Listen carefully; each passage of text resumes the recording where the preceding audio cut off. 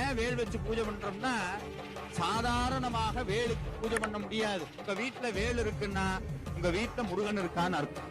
உங்க வீட்டுல வேல் இருக்குன்னா சத்தியமாக சாட்சாத் அந்த செந்தில் ஆண்டவன் வீட்டுல இருக்கிறான்னு அர்த்தம். அந்த வேலை சாதாரணமா பூஜை பண்ண முடியாது. காரணம், முருகனுடைய உத்தரவு இல்லாம பண்ண முடியாது.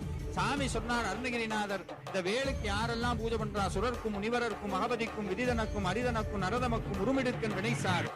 யாரெல்லாம் வாழ்க்கையில வினை கஷ்டம்னு வருதோ முதல்ல வேலை வச்சு பூஜை பண்ணுவாங்க. ஏன்னா வேல் நீங்க நினைக்கிற மாதிரி முருகன் மட்டும் கிடையாது, அது சாட்சாத் சிவஸ்வரூபம், சாட்சாத் சிவ